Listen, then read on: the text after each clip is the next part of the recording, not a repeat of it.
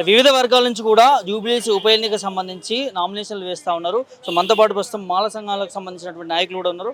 మాట్లాడించే ప్రయత్నం చేద్దాం. అన్న ఏంటి మీరు కూడా నామినేషన్ వేస్తూ ఉన్నారా? సో దేనికోసం వేస్తూ ఉన్నారు? మా మాల సంఘాల జేఏసీ ఆధ్వర్యంలో దాదాపుగా 40 నుంచి 50 నామినేషన్లు వేయబోతా ఉన్నాం. ముఖ్యంగా ముఖ్యమంత్రి రేవంత్ రెడ్డి గారు సుప్రీంకోర్టు గైడ్లైన్స్ ప్రకారం రిజర్వేషన్ వర్గీకరణ చేయకపోవడం వల్ల ఈరోజు గ్రూప్ 1లో ఉన్న 15 కులాలు, గ్రూప్ 2లో ఉన్న 17 కులాలు, గ్రూప్ 3లో ఉన్నటువంటి 26 కులాలు ఈరోజు రిజర్వేషన్ కోల్పోయినాయి. ఈ 6 నెలల్లో విద్యా ఉద్యోగ నోటిఫికేషన్లో మాల సామాజిక వర్గానికి అసలు జీరోగా మారిపోయినటువంటి పరిస్థితి ఉంది. అందుకే మాకు జరిగిన ఇది రిజర్వేషన్ల దేశం. ఈ రిజర్వేషన్లో దేశంలో ముఖ్యమంత్రి రేవంత్ రెడ్డికి అవగాహన లేకపోవడం వల్ల 42% బీసీల రిజర్వేషన్ కొట్టివేయబడ్డది. ఎస్సీల పైన వర్గీకరణ విషయంలో అవగాహన లేకపోవడం వల్ల ఈరోజు ఈ 58 కులాలు రోడ్ల మీద పడాల్సిన పరిస్థితి వచ్చింది. ముఖ్యమంత్రి గారు మీరు చేసిన చారిత్రక తప్పిదాల వల్ల ఈరోజు రాష్ట్రం అంతా కూడా అల్లకల్లోలంగా మారిపోయే పరిస్థితి ఉంది. ముఖ్యంగా జూబ్లీహిల్స్ ఎలక్షన్లో మాకు జరిగిన అన్యాయాన్ని ఆ పార్టీ దృష్టే కాదు, కాంగ్రెస్ కావచ్చు, బీజేపీ కావచ్చు, ఆ పార్టీలకు కావచ్చు, ఇది సామాజిక అంశం. సామాజిక న్యాయానికి మేము కట్టుబడి ఉన్నటువంటి కమ్యూనిటీ. మాకు అన్యాయం జరుగుతున్నప్పుడు ఆ ప్రజలకు తెలియజెప్పడానికి, ముఖ్యంగా పాలక వర్గాలకు బుద్ధి చెప్పడానికి, వాళ్ళు చేసిన చారిత్రక తప్పిదాన్ని సవరించుకోవడానికి మేము ఈ యొక్క నామినేషన్ వేయబోతా ఉన్నాం. ఆ నామినేషన్ ద్వారా ఆయన నియోజకవర్గంలో ఉన్న 50,000 మంది మా సామాజిక వర్గానికి సంబంధించినటువంటి మాలలు ఉన్నారు. ఆ మాలలతోటి ముఖ్యమంత్రి రేవంత్ రెడ్డి చేసిన అన్యాయాన్ని, ముఖ్యమంత్రి రేవంత్ రెడ్డి మనకు చేసిన రిజర్వేషన్ లేకుండా చేసిన విధానాలని తెలియజెప్పాలి, ఇది ప్రజలకు అర్థం కావాలనేటువంటి ఆలోచనతో మేము ఈ యొక్క నామినేషన్ పర్వాన్ని కొనసాగిస్తూ ఉన్నాం.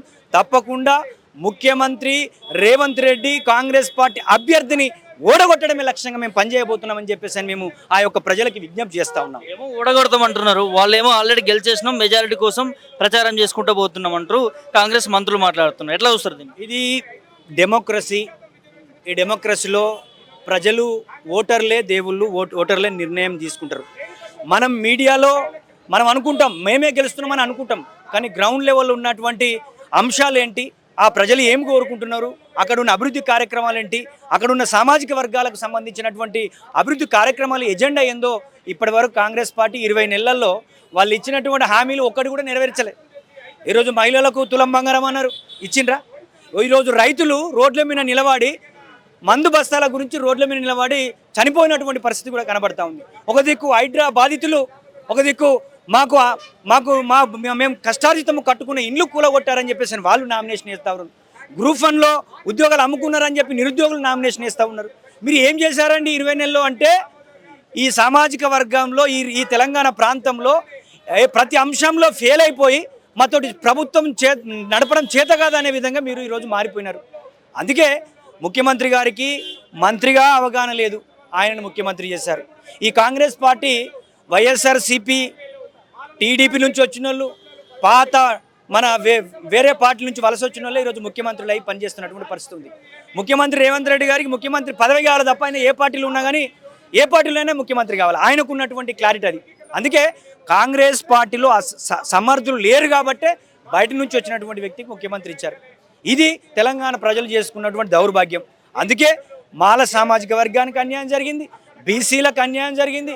ఈరోజు గిరిజనులకు, ఆదివాసీలకు, లంబాడీల మధ్యన పంచాయతీ పెట్టారు. అదేవిధంగా ఈరోజు రెడ్లతోటి, ఓసీలతోటి సుప్రీంకోర్టులో కేసు వేపిస్తూ ఉన్నారు. ఈ బీసీల వర్గీకరణ కాకుండా గిన్ని రకాలుగా ఫెయిల్ అయినటువంటి ముఖ్యమంత్రి ఉన్నారంటే ఆయన రేవంత్ రెడ్డి గారు. ముఖ్యంగా మాకు రిజర్వేషన్ లేకుండా చేసి మా గొంతు కోసాడు కాబట్టి ఆ అభ్యర్థిని ఓడగొట్టడానికే మా యొక్క ఉద్యమం మొదలైందని చెప్పేసి నేను చెప్పదలుచుకుంటున్నాను. అనుకుంటున్నారా ఓడగొట్టడం? ఇప్పుడు మా ప్రజలను చైతన్యం చేస్తాం, ఒక లక్ష్యం దాన్ని చేరుకోవాలనుకుంటాం, కానీ చేరుకునడానికి మన ప్రయత్నం చేస్తాం. ఒకసారి ఫెయిల్ అయితే ఇంకోసారి ఇంకో ప్రయత్నం చేస్తాం. అందుకే 100 మీటర్ రన్ చేసేటువంటి వ్యక్తి ఒకటే రోజు మొత్తం మన 100 మీటర్లు పరుగు పందెం సక్సెస్ కాకపోవచ్చు. మరి ఈరోజు మా ప్రజలు చైతన్యవంతమైన వాళ్ళు ఉన్నారు, అక్కడ ఆ బస్ 7 డివిజన్లో ఉన్నారు, వాళ్ళని అవేర్నెస్ చేస్తాం, వారికి మనకు జరిగిన అన్యాయాన్ని చెప్తాం. ఆ అన్యాయానికి వ్యతిరేకంగా ఓటు ద్వారా బుద్ధి చెప్పాలని చెప్పేసి ప్రజాస్వామ్యాన్ని బతికిస్తున్నది ఎవరు అంటే పేద వర్గాలు. ఈరోజు హైదరాబాదులో ఉన్న బస్తీలు ఉన్న పేదలే ఓట్లేస్తారు తప్ప ఈరోజు ఐటీ సెక్టార్లో ఉన్న వాళ్ళు కానీ వ్యాపారస్తులు కానీ ఎవరు ఓటేయరు.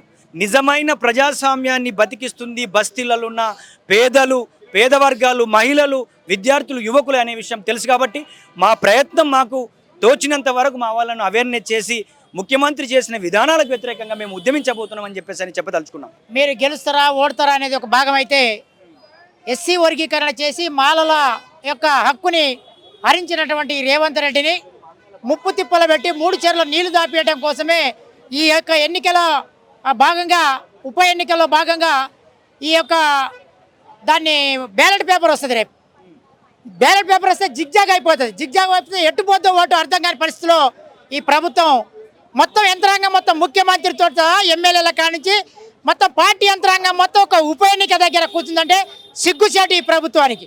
ఇంతమంది నామినేషన్ వేస్తుంటే నీ సిగ్గు నిలువున పోయినట్టే. ఇన్ని నామినేషన్లు వస్తాయా? ఏదైతే జాతీయ పార్టీలు, రాష్ట్ర పార్టీలు, ఏదంటే రికగ్నైజేషన్ పార్టీలు నామినేషన్ వేస్తాయి, ఒక 2-3 వేస్తారు. సిగ్గు శరము సీమునెత్తురు ఈ ప్రభుత్వానికి ఉంటే ఇంతమంది నామినేషన్ వేస్తే దుస్థితి నీకు ఏర్పడిన రోజే నువ్వు ఓడిపోయి గెలిచినా నైతికంగా ఓడిపోయినట్టే అని ఈ ప్రభుత్వాన్ని మేము డిమాండ్ చేస్తా ఉన్నాం. మాలలకి వ్యతిరేకంగా ఈ ప్రభుత్వం పనిచేసింది. వర్గీకరణ పేరుతో మాలల గొంతు కోసినట్టు ఈ ప్రభుత్వాన్ని నెట్టడ ముంచేదాకా ఈ మాలలను నిద్రపడు మా ఓటు యొక్క విలువను తెలుసుకోవడం కోసం ఈ మాలలు ఎప్పుడు కూడా ఈ నియోజకవర్గంలో పోటీ చేయలేదు. మాలలుగా ఇంతమంది మాలలు పోటీ చేస్తున్నట్టే డాక్టర్ బాబాసాహెబ్ అంబేద్కర్ ఇచ్చినటువంటి ఆయుధాన్ని మేము ఉపయోగిస్తా ఉన్నాం. స్టార్ట్ అయింది ఇక్కడ నుంచే ఈ ప్రభుత్వానికి. ఈ ప్రభుత్వం కాదు, ఏ పార్టీ అయినా సరే ప్రతిపక్షాలకు కూడా మేము డిమాండ్ చేస్తా ఉన్నాం. ఎందుకు అసెంబ్లీలో ఈ మాలలకి అన్యాయం జరుగుతూ ఉంది? ఏదైతే ఎంపర్కల్ డేటా ఎందుకు తీసుకోలేదు? ఈ యొక్క శాస్త్రీయ వర్గీకరణ ఎందుకు చేయలేదని ఒక్క పార్టీ కూడా అడగలేదు. ఎందుకు అడగలేదు అంటే ఎవరైతే బలంగా బెదిరిస్తారో వాళ్ళ పక్షాన్ని వాళ్ళు కూడా ఉన్నారు, మనం కూడా అటే ఉందామని చెప్పి ప్రభుత్వం అంటున్నది. మీకు మాలలకు కూడా మంత్రివర్గంలో స్థానం దక్కించింది. మరి మీ బాధలు ఆ మంత్రికి చెప్పుకునే ప్రయత్నం చేశారా? స్పందించారా? ఏంటి ఇది అసెంబ్లీలో మా యొక్క వివేకన్న గారు, ఇప్పుడున్నటువంటి మంత్రి గారు ఏదైతే సెమీ మక్తర్ రిపోర్ట్ ఇవ్వమని అడిగితే కూడా ఈ ముఖ్యమంత్రి గారు ఇవ్వలేదు. అడిగారు, మాట్లాడారు. ఇది శాస్త్రీయంగా జరగలేదు. రిజర్వేషన్లు పక్క రాష్ట్రంలో 18 రిజర్వేషన్ పెంచి చేశారు. అటనన్నా కనీసం 2% పెంచి చేయమంటే కూడా ఈ ముఖ్యమంత్రి మా యొక్క వివేకన్న మాట కూడా పట్టించుకోలేదు. ఈ మాలల ప్రతినిధిగా మాట్లాడితే కూడా ఆయనను కూడా లెక్క చేయలేదంటే ఇది కుల దురహంకారమే. ఈ ముఖ్యమంత్రి వివేకన్న కాదు, ఇంకా బట్టి విక్రమార్క మాట కూడా వినే పరిస్థితి లేడు. కాబట్టి రేపు భవిష్యత్తులో మాలవందరూ కూడా ఏకమైతాం. అవసరం వస్తే ఈ ఎమ్మెల్యేలు, మంత్రులు కాంగ్రెస్ పార్టీకి రాజీనామా చేసి మాలల యొక్క రాజకీయ పార్టీ పెట్టాలి. వివేకన్న గారి లేకుంటే అదే బట్టి విక్రమార్క గారి మీరే ఒక పార్టీ పెట్టండి. మాలలే కాదు, ఎస్సీ, ఎస్టీ, బీసీ, మైనార్టీలు ఓట్లేస్తారు. ఈ మనువాద పార్టీల కింద పనిచేసే దౌర్భాగ్యం మనకు వద్దు అని చెప్పి పిలుస్తా ఉన్నాం, వారిని స్వాగతిస్తా ఉన్నాం. మేము కూడా జూబ్లీహిల్స్ ఎన్నికల్లో కాంగ్రెస్ ను ఓడగొట్టే అంటే సాధ్యం మీ దగ్గర ఉందా? సత్తా ఉందా? కాంగ్రెస్ పార్టీని మేము ఓడగొడతాం కాదు, ప్రజలే ఓడగొడతారు. ప్రజా ప్రభుత్వం అంటా ఉన్నారు కదా, ప్రజలే ఓడగొడతారు ఈ ప్రభుత్వాన్ని. ఎందుకు ఓడగొడతారు? ఇంతమంది నామినేషన్లు. ఇప్పుడు కనీసం ఇక్కడ ఒక రాజకీయ పార్టీలే కాదు, అన్ని కులాలు, అన్ని ప్రజా సంఘాలు, సామాన్య రైతులు, ప్రతి వ్యక్తి ఓటు ఆయుధాన్ని ఉపయోగించే ప్రతి వ్యక్తి కూడా నామినేషన్ వేస్తున్నారు. ఎవరెవరు, ఏ కులాలు, ఏ మతాలు, ఎవరు పోటీ చేస్తున్నారో మీ సిగ్గు నిలువనైపోతుంది ఇక్కడ. అది చాలు మీకు. ఈ రోజు నామినేషన్ రోజే ఈ కాంగ్రెస్ ప్రభుత్వం ఓడిపోయినట్టు, నిత్య నిలువల ఈ ప్రభుత్వం ఫెయిల్ అయిందని చెప్పి చెప్తా ఉన్నా. మెజారిటీ కోసం ప్రచారం చేస్తున్నట్టు ఆల్రెడీ గెలిచినట్టు కానీ ఇక గెలిచిన తర్వాత నామినేషన్ ఎందుకు విత్డ్రా చేసుకొని ఇంట్లో పడుకుంటే అయిపోద్ది కదా అభ్యర్థి. ఈ యొక్క సిగ్గుమాలిన మాటలు మాట్లాడి ప్రభుత్వానికి ఇంకా సిగ్గు తీసుకోవడమే తప్ప వేరేదేం లేదు. నువ్వు గెలిచినా నైతికంగా ఇన్ని నామినేషన్లు పడి ఓడిపోయినట్టే లెక్క. ఈ యొక్క న్యాయం చేయాలన్నట్టు ప్రభుత్వం ఈ అన్ని సంఘాలకి, ప్రజా సంఘాలకి, కుల సంఘాలకి, ప్రజలకి, ప్రజా ప్రభుత్వం అంటే ప్రజలకి సమస్యలు రాకుండా కాపాడాలి కదా. ఎవరికి సమస్యలను పరిష్కారం చేశారు? ఎక్కడ ప్రజా సమస్యల నేను పెట్టినటువంటి ఎన్నికల మేనిఫెస్టో ఒక్కడు కూడా నెరవేరలే కదా. మెయిన్ డిమాండ్స్ అని కూడా అక్కడ పక్కన పెట్టి తుత్తుమాలుగా నువ్వేదో చేసి నేనేదో ఇది అమలు చేసినా ఇదే అమలు చేసినంటే ఎవరికి న్యాయం జరగలేదు ఈ ప్రభుత్వంలో. 2 సంవత్సరాలు నువ్వు ఫెయిల్ అయినావని చెప్పి ముఖ్యమంత్రిగా అట్టర్ ఫెయిల్ అని చెప్పి మేము ఈ యొక్క ఉప ఎన్నికనే చెప్తా ఉంది అని చెప్పి చెప్తా ఉన్నాం. 15 సంవత్సరాలు రేవంత్ రెడ్డి ఉంటాడు కానీ అధికారంలో అందరు కలలుగా అంటారు. 100 సంవత్సరాలు కూడా కలగరాదు. సచ్చిందాక ముఖ్యమంత్రి, సచ్చేటప్పుడు కూడా కాంగ్రెస్ పార్టీలో నేనే ముఖ్యమంత్రి అని అంటాడు ఒక్కొక్కరు. అలానే ఈయన కూడా అనొచ్చు. వయసుడు కదా, కొద్దిగా వయసు ఉంది కాబట్టి ఆయన ఇన్ననే కలలు కదా, కలలు కానీ హక్కు ఆయనకుంది. నైతికంగా ఆయన ఏదైనా చేయొచ్చు.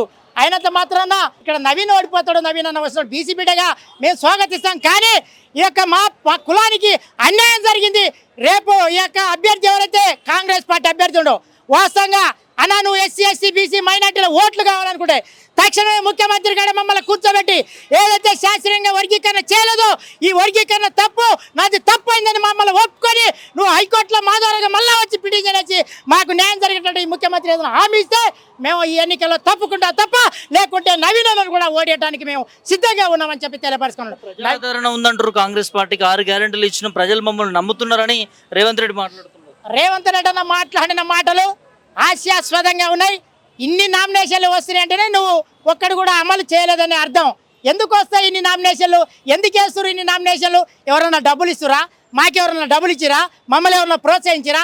మేము 300 వేయాలనుకున్నాం, మాకు టైం లేదు, 2 రోజులు సెలవులు వచ్చినాయి, మేము డబ్బులు దోలాడుకొని రావడానికి 40-50 వ్యవస్థలకే గిలగిల కొట్టుకున్నాం. ఇగో ఇంత పొడుగు చిట్టా ఇచ్చారు ఆ ఎన్నికల మేనిఫెస్టో ఇదంతా ఫామ్స్ నింపడానికి.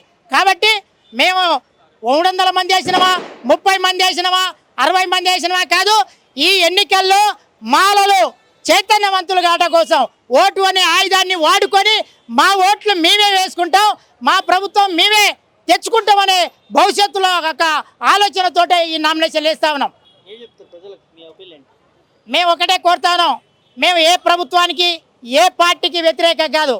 మా కులానికి జరిగినటువంటి అన్యాయం మీద మాట్లాడుతున్నాం, మా కులానికి జరిగినటువంటి ఒక రోస్టర్ పాయింట్ల మీద మాట్లాడుతున్నాం. రోస్టర్ పాయింట్లో 20లో 2 రోస్టర్లు 20 లోపు 2 రోస్టర్లు రావాలి, 2 రోస్టర్లు లేదు. సెమీ మప్తా రిపోర్ట్లో ఆయన ఇచ్చింది ఒకటి, ఈయన చేసింది ఒకటి. ఎంపరికల్ డేటా తీసుకోలేదు. ఏదో సెన్సెస్ తీసుకోవాలంటే 2011లో చంద్రబాబు నాయుడు మోసపూరితంగా మాదిగలకు 10 లక్షల ఒక ఎక్కువ ఉన్నట్టుగా చూపించి ఆ రోజు ఓటు బ్యాంకును దోసుకపోయినటువంటి ఆ రోజు ఆ ముఖ్యమంత్రి మరి అదే సెన్సెస్ తీసుకొని నువ్వు అధ్యయమై అని చెప్తే అది చెల్లదు. ఎంపరికల్ డేటా ఇప్పుడు తీసుకోవాలి. తెలంగాణ రాష్ట్రం ఏర్పడ్డ తర్వాత మాలలు ఈ రాష్ట్రంలో వెనకబడి ఉన్నారు. మాలలు ఉద్యోగంగా, విద్యాపరంగా, రిజర్వేషన్లలో, కాలేజీలలో, స్కూళ్ళలో వెనకబడి ఉన్నారు. ఆర్థికంగా, భూముల పంపకాలలో, డబుల్ బెడ్రూమ్లలో, కేజీడ్ పీజీలు అన్నింటిలో వెనకబడి ఉన్నారు. ఈ మాలల్ని తెలంగాణ రాష్ట్రంలో ఎవడు ఎక్కువ ఫలాలు పొందాడు అది నీవు ఎంపరికల్ డేటా తీయమంటే ఆ సెమీ మప్తా రికార్డు బయట పెట్టకుండా మోసపూరితమైన వర్గీకరణ చేసినటువంటి రేవంత్ రెడ్డికి గుణపాఠం చెప్తాం. భవిష్యత్తు మా యొక్క కార్యాచరణ ప్రకటించబోతున్న ఈ ఉప ఎన్నిక ఒకటి ఈరోజు మొదలైంది, ఇంతటితోటి ఆగదు. ఇది ఉద్యమం రాష్ట్ర వ్యాప్తంగా పోద్ది. ఎటు పోద్దో నీ ముఖ్యమంత్రి పదవి లాస్ట్ దాకా ఉంటుందో ఉడుతుందో అన్న ఒకసారి చూసుకో అని చెప్పి తెలియపరుస్తున్న మాలలు మేధావులు అంటా ఉన్నారు. మందకృష్ణ మాదే గారే మాలలు మేధావులు, ప్రధానమంత్రి దగ్గర సలహాదారుడు మాలాంటాడు. మరి అలాంటి మేధావులతోటి తట్టుకుంటాడా ఈ ముఖ్యమంత్రి అని చెప్పి తెలియపరుస్తా ఉన్నాము.